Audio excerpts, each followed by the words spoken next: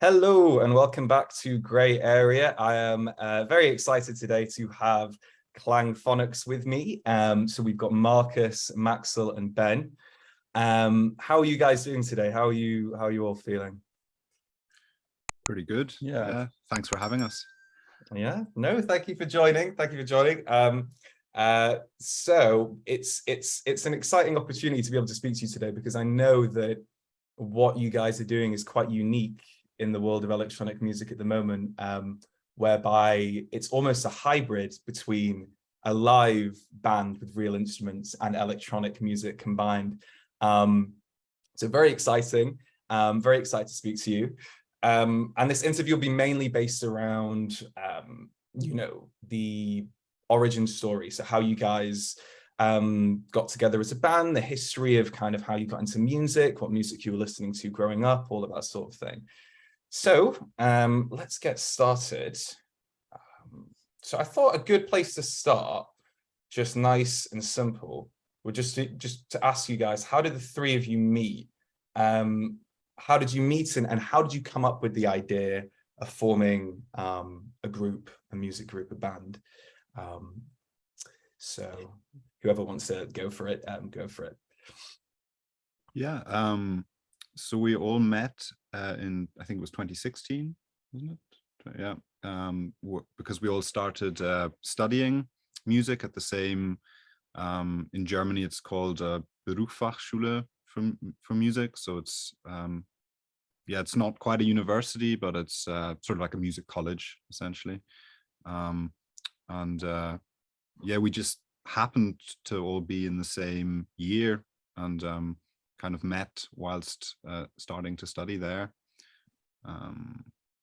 I think the fact that it was actually after just a few weeks of studying together, we already started kind of playing music together, having the first jam sessions, because I think for a lot of us, that was the main reason, or at least for me, it was the main reason I went to go and study there, was to kind of meet people to play music with that sort of interested me actually more than studying music itself. It was more an opportunity to meet new people. So I was always going to try and look for people to form a group with, to play music with. Very cool. Amazing. Yeah. And was that the same ambition for the rest of you as well? Did you when you went to go and study at music school, did you have the ambition of forming a group and meeting other musicians to form a group with? Yeah, for sure. Like for me, it was a decision to make, more to become more professional as a musician. And part of it is to play music together with other people. So I think all of us pretty fast tried to find kind of a constellation where that works. And like with us, it was like the first try we recognized, okay, that's a good fit. And we've been pretty lucky that we met there. Yeah, definitely. Yeah, absolutely. And also I was interested, this really unique idea of this crossover between, electronic music, dance music, and also involving real instruments as part of your performance, as part of the music that you make. It's a really unique idea. Was it one of you in particular that came up with that idea, or did you all kind of come up with that idea, simultaneously at the same time? It was a very, very gradual process at the start. When we first played together, it was a very different kind of music, and it wasn't just the three of us. We played with two other people, and it really wasn't electronic music even at all. It was more kind of funk and fusion. And there were, I think, like the first thing for us was that none of us wanted to sing, or we couldn't sing, and we couldn't find a singer who wanted to sing for us. So that was then, okay, well, we'll do instrumental music. And we sort of did this jazzy kind of funk instrumental stuff. But one of the things we soon noticed was just how much people like to kind of dance at the first gigs that we played. And then with the writing, the music, like songwriting kind of went ever more in a, oh, let's try and do stuff where people could dance. And over the course of definitely a few years, that sort of went more and more in the direction of electronic music. But it definitely, the first few years, I couldn't even have named you one electronic track, really. I didn't listen to that sort of music at that stage. Yeah, like I think one important point is also that pretty early you started using synth pedals and stuff for playing guitar. Or previously Maxl was playing banjo, but an electric banjo, and he was using a lot of effects which made our sound, even in the beginning where it was more funky and fusion stuff, we had parts which sounded pretty electronic because of that elements. And then at the beginning I played saxophone, and I also started to use effects on the saxophone, and like step by step it turned much more into the electronic direction. And yeah, Markus you'd been listening to electronic music already for a long time, obviously. So kind of through Markus, Ben and I started to get kind of exposed to certain electronic music artists and sort of listen to our first tracks in that direction. So it's definitely through you, sort of an influence as well.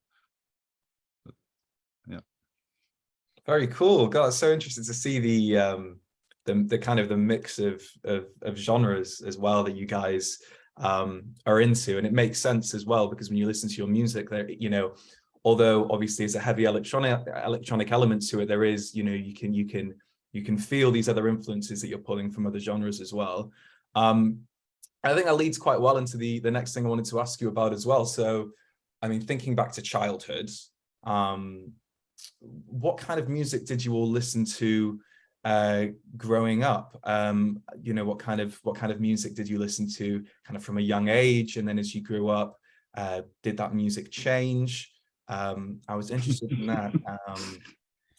What do you guys reckon? Maybe Ben, do you want to? Yes, I can start. You know, it wasn't like one specific genre I was listening to in the first place, but because my dad has a lot of different music at home, and I listen a lot to, you know, first of all Prince, maybe then some kind of AC/DC stuff, Coldplay. It was like all different kinds of music, and yeah, through that it was like I started playing drums at the age of 5, and yeah, and I listened to Green Day, and I tried to figure out the first drum grooves, and yeah, it was like, yeah, it was really yeah, a lot of music at a young age, and I had big influences at that time. So yeah. Very cool. And Maxl, Markus, was that similar for you, or quite different?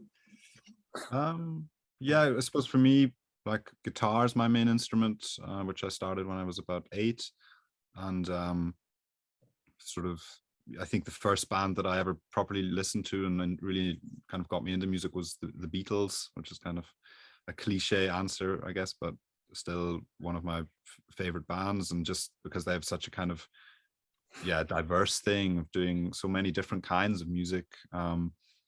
Yeah, and then I suppose with guitar, you always end up going through the rock and metal kind of phase, just because that's so much fun to play on the instrument. So sort of from like 12 to 16, really into metal and rock and that. And then, yeah, I guess after that, just sort of branching out more into things that weren't perhaps as much guitar orientated, and more just were good songs and things like that. So yeah, guitar definitely played a big role in kind of what music I got into at first. Yeah, I guess for me it was more like having different periods in my life, because like as a child, I listened to the music my parents listened to, which was like 60s hippie music. And then I think with the age of maybe 12, 13, I started to make own choices in listening to music. And then it started with German hip hop on the one side, and rock, heavy metal on the other side. And yeah, that stood for a while. And then afterwards, I had like 2 or 3 years where I was listening to indie music a lot. And yeah, but like the electronic music started from the beginning on, like more on the side, because like at the end of the 90s, you had like the early techno tracks, which some of them got famous and everybody was listening to them, but it wasn't really into the scene to dig for unknown tracks and stuff, and also not into DJing or whatever. But yeah, this was becoming more and more by the time. And like meanwhile, it's like the main focus. Most of the music I'm listening to is electronic music, and yeah. I think the case for all of us. Yeah. Yeah. Very, it's fascinating to see what a broad range of genres you listen to growing up. And yeah, and what you said about electronic music as well, and the way you gravitated towards that over time, that's another thing I wanted to ask about actually. So you talked about, and you've mentioned just before, you know, over time you gravitated more and more towards dance music. What is it about, you know, electronic music that stood out to the three of you? You know, what is it about electronic music that kind of drew you towards it? Despite the fact you all play different instruments, all of that stuff, you know, I was interested, what is it about electronic music that drew you towards it in that direction? Yeah, I think definitely for me, one of the things was, like I said at the start, we were playing instrumental music, and it was more this kind of jazz funk stuff, and it maybe had kind of electronic elements in the sense that I was playing with kind of effects on guitar and made the guitar sound like a synth. But yeah, no, I think what kind of, for me, it was a thing of, I really liked playing in front of people and people dancing, because it's such a nice sort of visual thing you're getting feedback in the moment, you know, people are really enjoying it and you can really enjoy it. It's sort of, I'd never had that really before, and it was a lot of fun. And yeah, what am I trying to say? There kind of came a point where we had this sort of mix of stuff that we were playing, and it was like, well, what are we doing? Are we going more in the electronic direction, or are we going more in the jazz funk direction? And I felt like it was important that we would kind of make a conscious decision in which direction to go, just because at the end of the day, you know, if you're wanting to do it for a living, you need to have like a product which people kind of can relate to and kind of understand, and that it's not such a mix of stuff that it's kind of hard to explain what it is you're actually doing. And that was what fascinated me with electronic music, that it's such a mainstream music and it's instrumental music. And the only other instrumental music which I could sort of think of was classical music or jazz music. And then you have electronic music, which is instrumental, but it's mainstream, and you know, you can play gigs, and it's just a lot of fun. And yeah, I think that was then started listening to it more and more, and the more you listen to perhaps a certain kind of music, the more you kind of get sucked into it. And yeah, and there's a very high energy level in electronic music. Like, Yeah. I really love how people get energized by electronic music.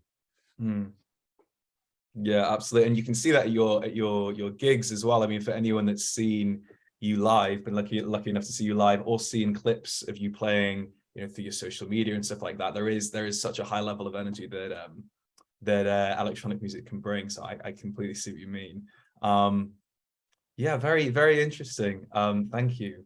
I was wondering as well, so, and this answer might vary depending on you know, who I'm asking here, but you know, with regards to all of you, where, you know, your environment, you know, where you grew up, basically, do you think that that had an impact on the music that you make today and the music that you listen to as well? Yes, of course. And that's my final answer. There we go, just like No, I can try to answer that for me, because in my childhood and in my early music experience, it was at a music festival in the Netherlands, and I was every year there, and you know, through my parents, I had the chance to listen to that music, because every year we went there, and there was my first you know, meeting with electronic music. I've seen Mark Juliana there. It's my favorite drummer, and he played with beat music there, and it was like, okay, I never experienced that you can use drums in that electronic environment, and that was really special for me. And that was yeah, that was the point in my life where I decided to make that kind of music and do that for a living, actually. And I was really young at that age, so yeah, but without my parents, actually, that wouldn't never happen. So yeah, I was lucky enough to have the chance to go to that music festival and listen to that music, and yeah, so that's very cool. Can I ask, Ben, do you remember the name of the festival? Do you remember what it was called? A music meeting. Music meeting. Ah, okay. Yeah, and it was like a world music festival. You had bands from all over the world, and yeah, that was really a big influence for me. Nice, very cool. And what about you guys, Maxl, Markus? What about you? You know, how did your environment growing up? How did that impact your music taste and the music you make today? What do you reckon?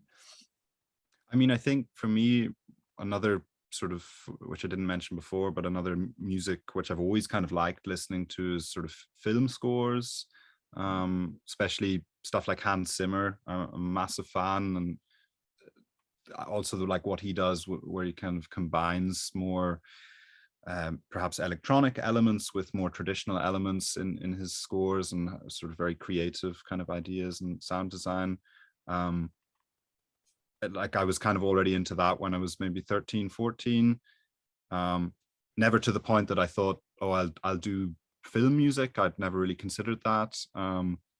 But with electronic music, I kind of realized you can be really creative, and because it's instrumental, you can perhaps do a bit more than you could in a song where the vocals are really important. There's maybe not as much room for kind of crazy ideas and stuff, but with sort of electronic music, you do have a huge amount of freedom, and it can still be considered electronic music, and it's still maybe stuff that you can play on stage and people can dance to, but you can still try out these crazy ideas. And so I think, yeah, kind of having that kind of love for things like Hans Zimmer, I was able to kind of channel that into the electronic music a bit. And so I would definitely say that kind of maybe influenced me to the sort of music that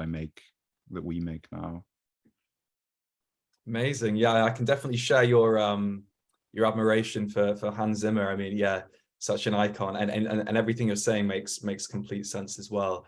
You know, with regard to the crossover again between the way that looking at film music and listening to film music and the way it's arranged can influence all types of different music that people choose to make. So that's very cool. Yeah. And I was just wondering as well, there was something you mentioned just before, Ben, about how going to that festival was the point at which you decided that you wanted to pursue music full time.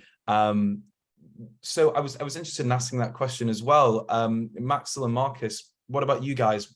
Can you think of a particular singular point in your life where you thought, wow, I would love to pursue music seriously as a career full time and not just have it as a hobby? Yeah, I can start. you start that. Yeah, like for me, that point came quite late because after school, I was thinking about doing something else. I was studying political science, and like my plan was to have a job where I can change the world.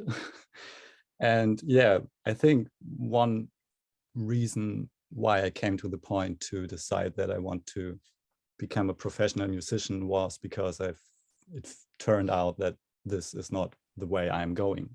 And like music was like always a very big part in my life. And so I came to the point to think about, okay, what do you want to do with your life? And yeah, then I decided, yeah, maybe give it a try.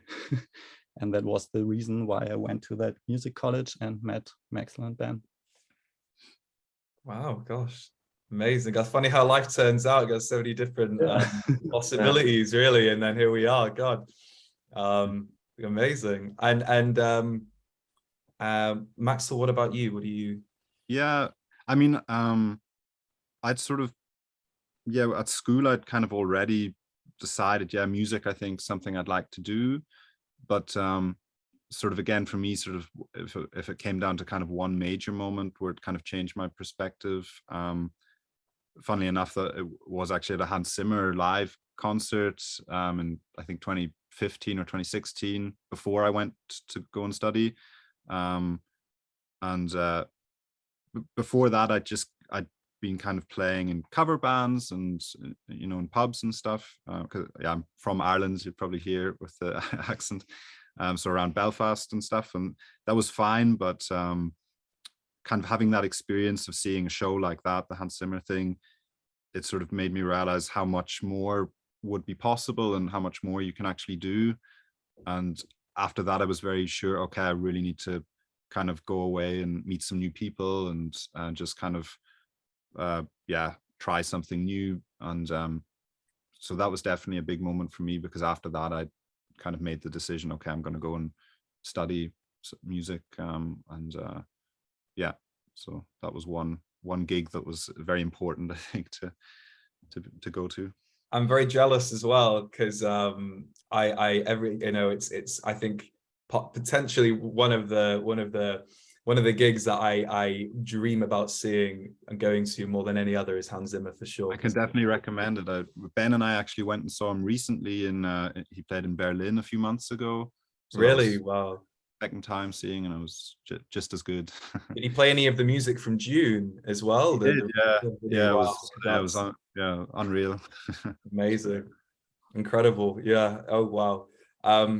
Yeah, and that makes a lot of sense why that would provide such inspiration, you know. So so yeah, thank you guys for your answers, for sure. So let's have a look now. So I also wanted to ask you about your first gig. So I know the three of you that you kind of, you decided to form in 2016 as a group, but I was wondering, thinking back to your first gig, can you remember when that was, and how that was for you? How was your first gig?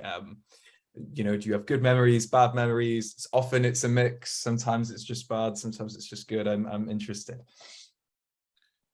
I think it was a college gig, wasn't it? Yeah, like back then was the 5 of us, and right.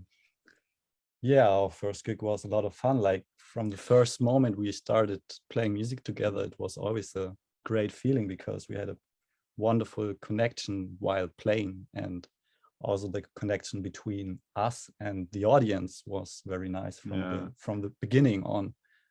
And yeah, so it was a lot of fun. Yeah, I think it was just in the college where we studied. There's a small cafe, and that was sort of, we just set up a small PA in there and played. And but yeah, there were probably 50 people there. But yeah, we had a massive high after. So it felt very, very good. It was a lot of fun. Very cool. God, that it's good to see that there's positive memories there first and foremost. That's it's definitely also negative memories from other gigs. Well, the first one was very good. Good. So in your time together as Klangphonics, have there been any particularly memorable or breakthrough moments? I'm sure there's been lots of like really great moments, but are there any particularly memorable kind of breakthrough moments that really stand out for you guys? That's a good question, actually. Might take a few minutes, to be fair. I appreciate that there's probably quite a few. So take your time, of course. One of the more recent things, I suppose, has been with kind of the social media thing of Instagram and stuff. When we first started doing those videos, it kind of definitely felt like a breakthrough, because for the first time ever, we were getting like a lot of engagement and actually people listening and commenting and all that kind of stuff. And just a lot of people listening to our music and kind of giving feedback. And it definitely made it feel on a certain level more real, I guess, because we've been doing it for a long time, but never had that level of attention. So that certainly feels, when you've been doing it for a while, it definitely feels like a breakthrough moment, where you kind of see a lot of stuff happening, and that did happen really in the space of a few months, so quite quickly. And before that, definitely moments as well, but at different things. Trying to think. Like for me, one important point also was the release of our EP, because like this was kind of a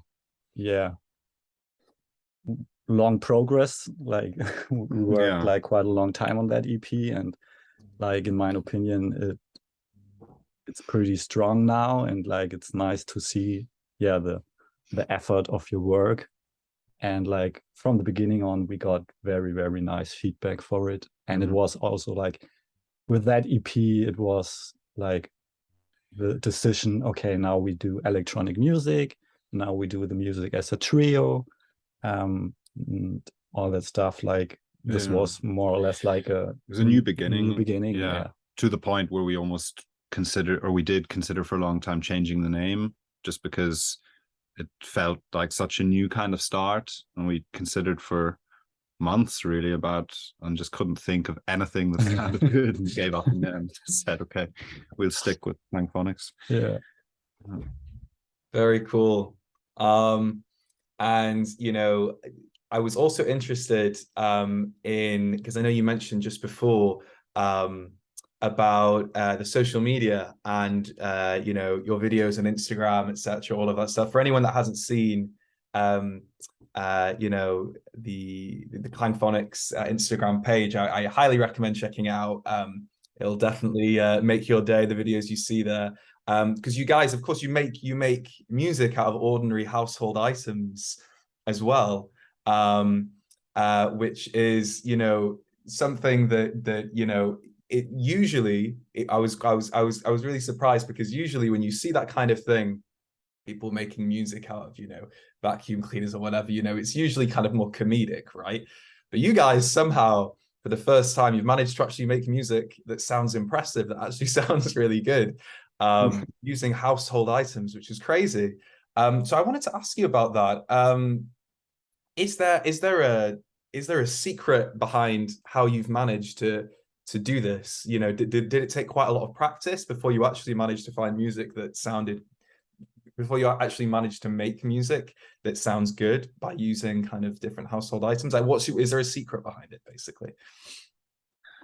I think again with that, it sort of was a gradual process. I mean, initially we started with doing the videos just with ukulele, and Ben kind of was playing then, instead of a drum kit, was playing more what we call like street drum setup, sort of like a bucket and kind of a cymbal on the floor, purely because it was a way for us to sort of stand out from the crowd a bit more, because you're just more likely to kind of stop and watch a clip if someone says, oh, techno on a ukulele and a bucket, rather than perhaps drums and guitar.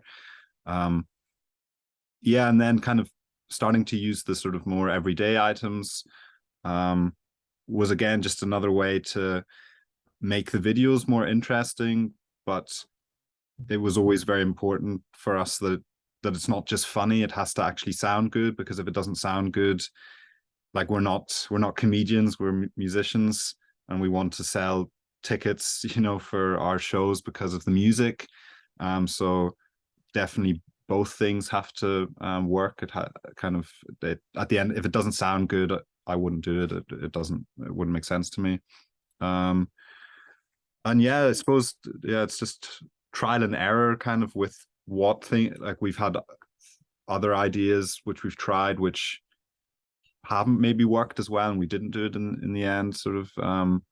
But yeah, everything makes a sound, and if you can kind of use that sound in the context of, you know, a techno track or whatever, and we kind of build the track around this one sound. So like with the washing machine idea, it's sort of more like it sounds a bit brutal and a bit hard, so it kind of makes sense to do a more kind of industrial techno kind of thing, and not to try and make you couldn't make like a chilled out electronic track with a washing machine. I don't think you could. It would be the sounds wouldn't work together, but a kind of hardcore techno thing sort of makes more sense. So it's trying to find a genre or a subgenre of the electronic that makes sense for the sound that we have at hand. But yeah, so we always start with the initial sound of the everyday item and build the track around that, rather than the other way around. Yeah, and I guess it only works if you have, yeah, like a good songwriter behind the ideas, and like Maxl is one of the best I know. And because of that, the tracks sound nice and not like only funny. Like we also try to focus on the music, and yeah, the funny elements are at the side and not like on the focus. And where did you get the inspiration, the idea to make these videos? Because I wondered whether it was something to do with you know, the lockdowns with COVID, everybody staying inside at home. I wondered if that had an impact, or maybe something else. You know, what gave you the idea to start making these videos? Yeah, I think it was mainly the idea of I was kind of, with the whole lockdown thing and not playing live, obviously, you know, you're just stuck at home and you're kind of thinking of ways, sort of, okay, how can we actually promote our music, because we can't go out and play. And I was kind of I was reading a lot just about marketing and things like that. And one of the things that then I found kind of interesting was the idea of viral marketing, kind of making things that have that sort of interesting element to it, that people would want to maybe share it or comment on it. And then I was kind of just thinking of ways, how could we combine that with the music that we make? Because I sort of thought, well, we combine acoustic elements with electronic elements, that in itself is kind of special. But how could we kind of make that even more kind of attractive for the kind of online thing, for, you know? And that was then sort of my theory of, okay, you know, we could do a video where I play guitar and Ben plays drums, or we could do a video where I play ukulele and he plays a bucket. And I think that'll work better, just because that's a bit more unusual than drums and guitar. So that was the initial kind of thought behind it. And then we were like, we'll give it a go, see how it goes down. Very cool. And do you envision keeping it going? I hope that, you know, videos going, because it's always, I mean, I don't know if you'll ever run out of ideas of things to use, but it seems that you constantly have new kind of appliances and things that you somehow involve in your music. Are you planning on keeping the videos going, or?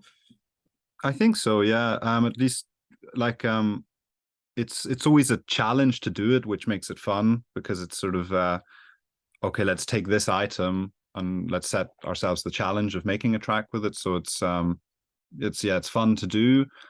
I could see us, you know, for us, the ultimate goal is definitely more playing live. And if these videos can kind of let us do more of that, then I could see us playing more and more live and maybe less videos, but I don't think we'll ever stop doing them. Maybe less frequently if you know, it's just difficult with touring and stuff time wise to fit it in, but it's always a good fun challenge to do them, so it never gets boring. And I think if it doesn't get boring, we'll probably keep doing it.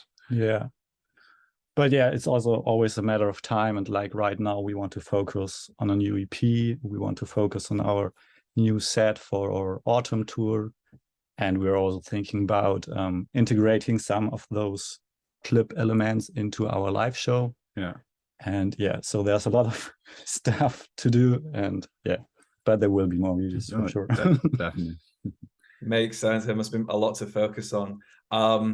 So another thing I just wanted to ask was, well, I mean, I'll ask you this one first. I mean, I suppose you sort of touched on this already. I understand that you're planning on focusing more on your next EP, etc. But I don't know if you've seen in the comment sections of some of these videos that you've uploaded, some of the recent ones of like the techno one. I don't know if it was the one with the washing machine, but there's a few people who genuinely love the clips so much that they're commenting, being like, "Oh my, you need to release a full track. Why can't you release a full track? Trying to find it online."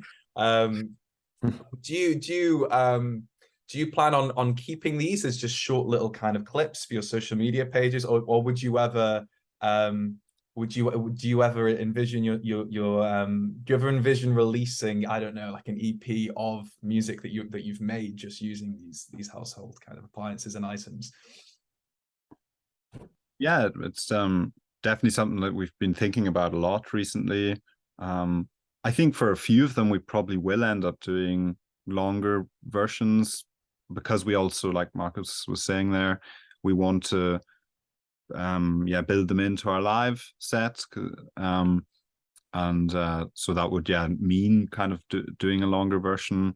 And so I don't know if we'd ever do a full kind of EP of just that stuff, because at the end of the day, it's not, we don't want to just be known for that sort of, we have our other tracks, but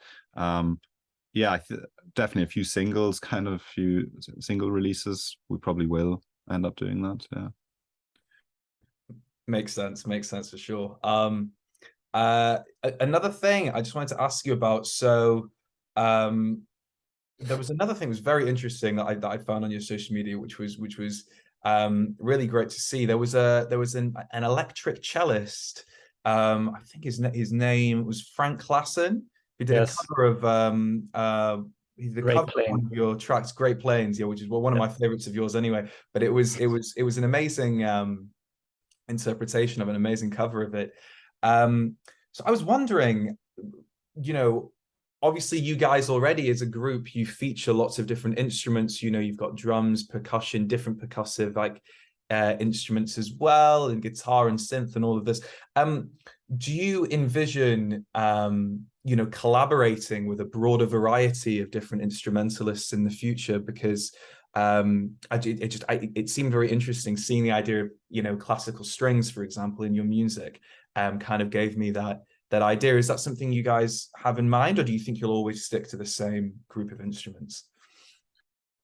No, I think like also, the idea of collaboration and like, we love to do that, and definitely in the future I think we'll probably do a lot more of it, and there's lots of kind of ideas that we have for collaboration that we, you know, love to do in the future. At the moment we're quite focused just on the trio thing, obviously, because that's with the tour coming up in the autumn, we have to kind of get ready for that. And as much as we'd love to kind of, like, I have an idea of, I'd love to travel with a load of different musicians and have a massive kind of concert thing where you feature loads of different people, but obviously it's not viable yet, sort of on a financial level, but definitely in the future I can see us doing lots more with collaboration. Exciting to hear that, for sure. And another thing I wanted to just ask was, I suppose this is more directed at you, Ben.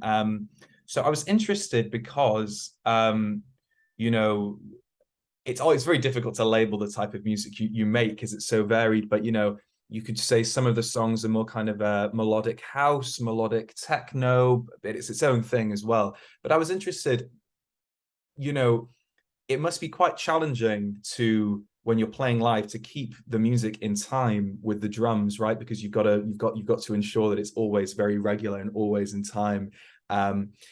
Is it challenging to do that as a drummer in you know, a band that's playing, you know, electronic music? Can it be difficult sometimes when you're playing live to consistently stay in time? And how do you manage that? Is that something that's just come with a lot of rehearsal as a group? Or I was interested. Good question.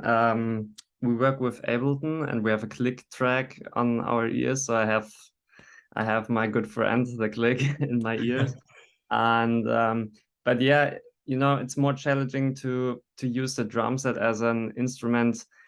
What is based in that music, it's based on a drum machine actually, and it's always the same and consistent. And I have the same job, but for me it's always like, okay, what can I do special with that?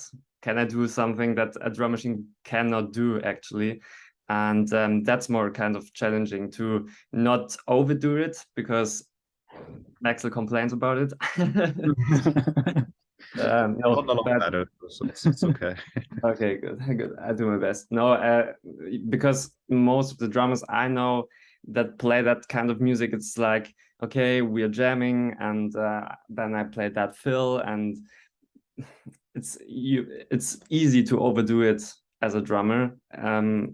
In the same way Maxl plays the guitar, it's very easy to overdo it and play too many notes and jam on the backing track actually. For us it's more like, okay, what is the part, what is the guitar part, what is the hi-hat part for me, what can I do? Because 4 on the floor, that's my foundation actually, but what can I do with all the other instruments I have around me? Is it just that 8th note on the hi-hat, or is it that 16th note pattern, more complicated? Or when can I do a soloing in our set? And yeah, it's more like arranging our music with the drum set as an instrument, and not as a drum machine, because I'm not a machine, I'm a human, and I like to I like to get inspired by our music, what Maxl does. And when we are on stage, it's all about connection, how we play. So that's also something we just train a lot. And yeah, it's if we're practicing together, we're more like a group, and then the music is, yeah, it's really tight. And yeah, that's the thing. Yeah. It's very eye-opening. Yes, thank you. And talking as well about, you know, you guys playing live, one thing that's great about you is the fact that you know, for those of us who haven't had the chance to see you play live yet, not only can we watch you know, clips of your live performances, but also, you know, like gigs, things like that, but also your music videos, which I'd strongly again encourage, you know, viewers to go and watch, because your music videos for your tracks are incredible, and they're great because you can see each of you actually actively playing your instruments, and you can see kind of how the music is constructed and layered up from the ground up, from the start of the track onwards, and it's great to see that.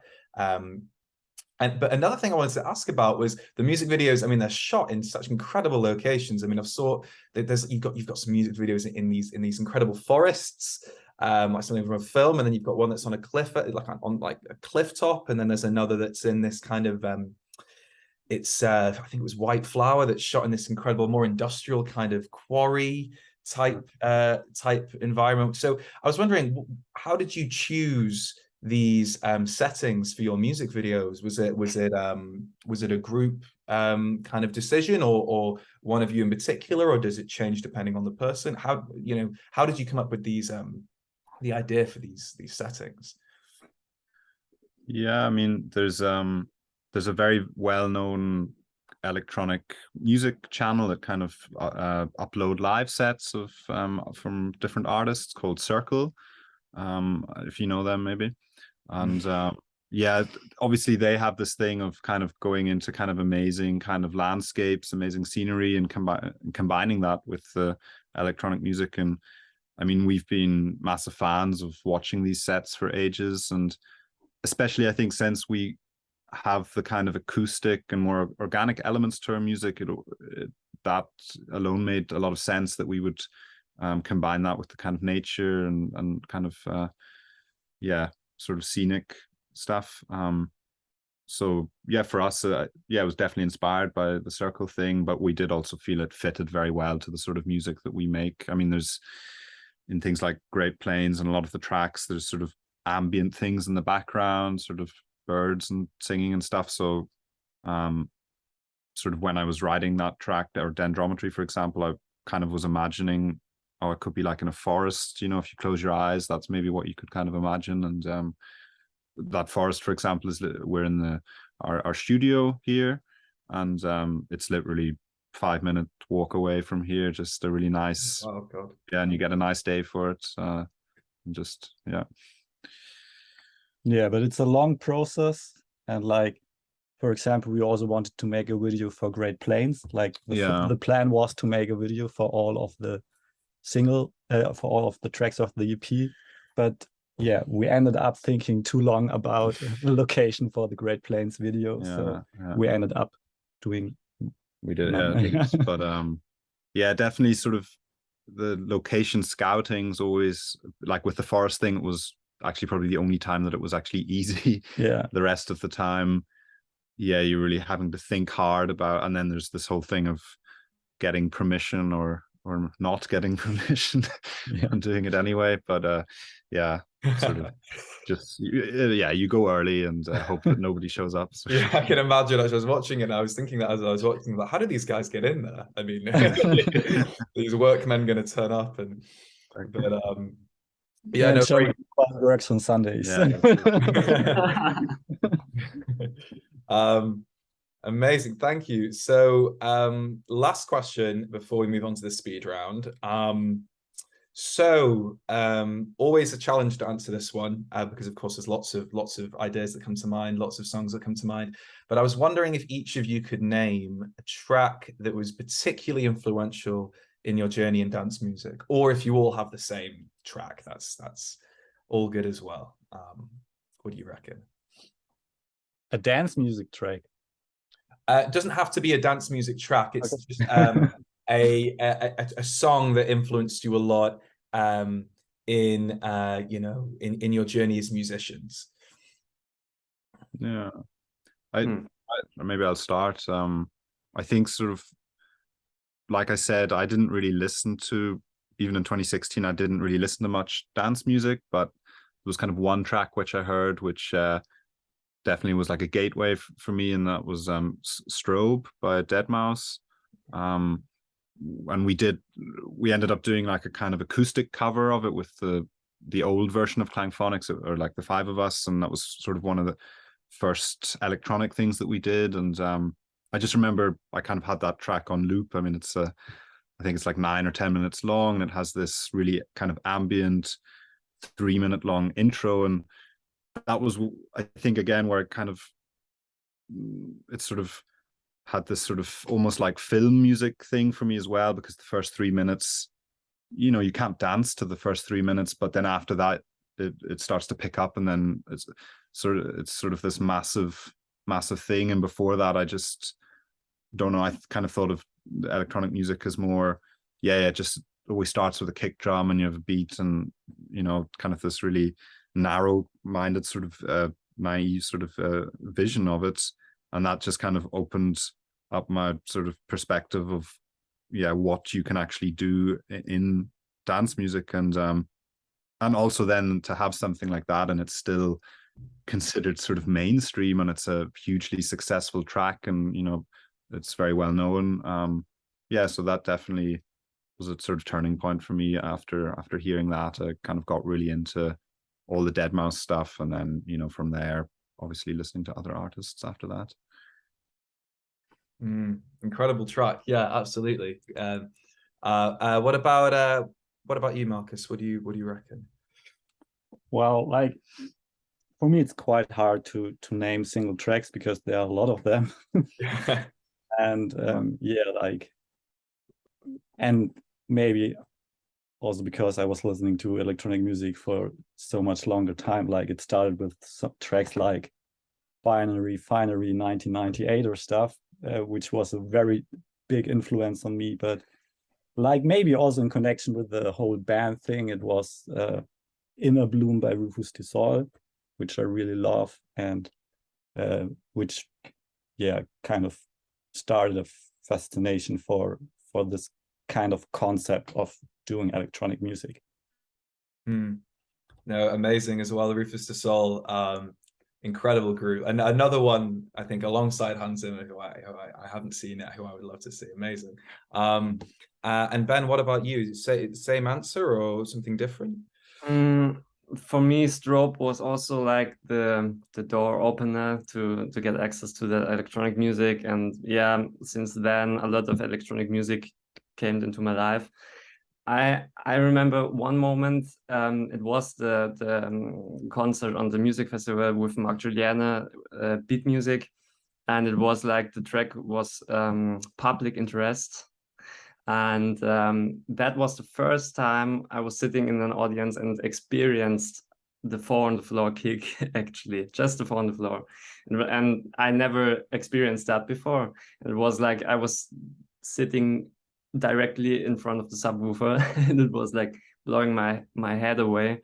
And yeah, and it was really mind-blowing, actually. It was changing my life because I never felt that energy coming from music, and it was just like, okay, my body was shaking and I was moving, and yeah, that was it's a really cool track. Check it out. Yeah. Amazing. I'll have to check that out for sure. The last one you said, yeah, that sounds like some serious power, serious energy. So yeah, thank you. No, brilliant answers. Again, so interesting, I think, to hear about some of the tracks that have really influenced you. So thank you. We're going to move on now to the last little part of the interview. It's a bit of fun to end things, to round things off. It's a speed round. So the idea is here, they're just short little questions, and whoever I'm asking just kind of try and say the first thing that comes to mind. And we kind of just fire through them as quick as possible. But some of them you might need to stop and have a think, because it might take a few minutes or something like that, which is no problem at all. So let's get started. So I think we agree, but we'd take it in turns, I think. So Ben, let's start off with you. So analog or digital, generally speaking, or in fact, maybe, sorry, just to readjust, I don't know if it's better to ask that question to somebody who's more synth focused, because I know you're more on the drum side, but I'm happy either way. What do you reckon? Analog. Analog. Okay. Awesome. Yeah. So next question. So I know you mentioned your favorite, you talk about circle sets being very influential for you, Maxl. Do you have one particular circle set that's your very favorite?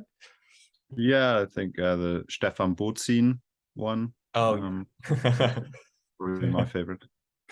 Yeah, cool. Yeah, the big seen him live, but I really want to see him live as well, sort of on the bucket list. Yeah, incredible. And Markus, jazz music or rock music? Jazz music. Jazz music, okay.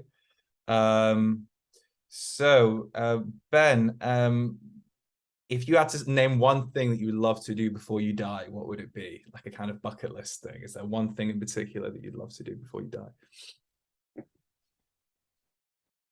Playing the drums. Playing that. No, seriously. That's the only thing. That's the only thing. Okay, fair enough. So you could easily die tomorrow, no problem. There we go. What about, okay, Maxl, do you prefer, Okay, so do you prefer lakes or oceans in terms of a walk by the lake or a walk by the ocean? I'd have to say ocean. I mean, yeah, coming from Ireland, you know. From Ireland, of course, yeah. Definitely ocean. Okay, okay. Markus, house or techno? The classic question. Do you, or is it impossible to choose? Techno, techno. Yeah. Okay. Ben, is there one particular musician or band that you'd love to collaborate with? This could even be somebody that's dead, by the way, because I know you were mentioning some drummers that really influenced you.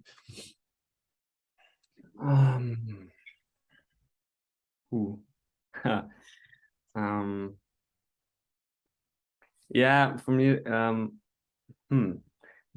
maybe Billie Eilish. Interesting. Was not expecting that. Right. Cool. Very cool. But with real drums, actually. Right. Yeah, but I think that could be very cool to play live with her. Yeah. Very, very cool. Yeah, yeah. Very cool. Yeah, no, artist with a lot of character, definitely. So Maxl, another silly question. Would you rather be able to fly or be able to read people's minds? Talking about superpowers. I think fly. I'm not sure. I'd always want to know what people are thinking. Yeah, I'm the same. Whenever I'm flying, I don't really see any downsides to being able to fly. Yeah, very true. You'd have to pay for flights that way as well, I guess. Cheaper too. Make touring easier. So Markus, would you either be able to time travel into the future or into the past? Into the future. Into the past is very cruel. Yeah. I hope the future won't be like, I don't know, but yeah. Yeah. Fair enough, fair enough. And last question, Ben, classical music or hip hop?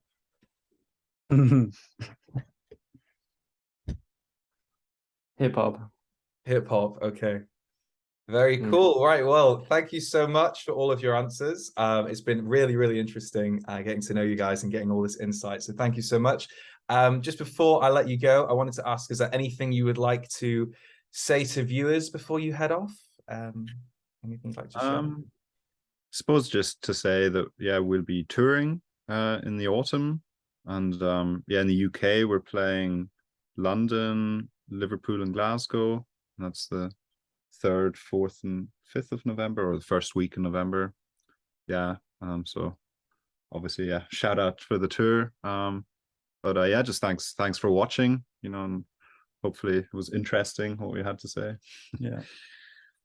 Yeah, absolutely. Yeah, definitely keep your eyes peeled for the tour dates. And yeah, thank you guys so much for joining me. Thank you. Thank you.